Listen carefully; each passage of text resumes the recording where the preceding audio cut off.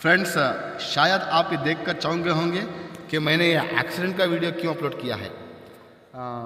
हैरान मत होइए, घबराइए नहीं, ये कोई एक्सीडेंट नहीं है, ये कोई हादसा नहीं है। जी हाँ, ये कोई एक्सीडेंट नहीं है। ये इंसिडेंट मैनेजमेंट स्टाफ की तरफ से, जो national highway authority of India में काम करती हैं, उनकी तरफ से एक डेमो दिया जा रहा है अपने स्टाफ को।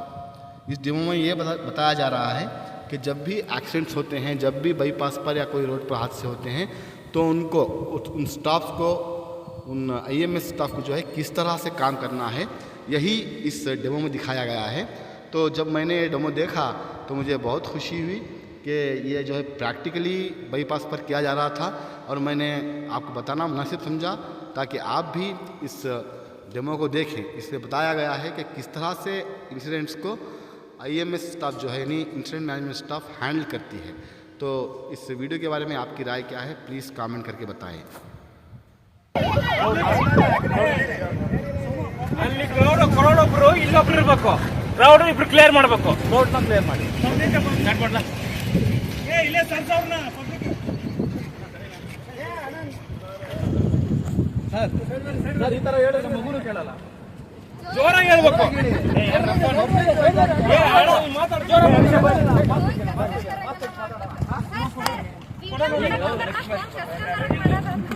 ಓಕೆ ಸ್ಟಾರ್ಟ್ ಮಾಡಿ. ಜೋರ ಮಾತಾಡ.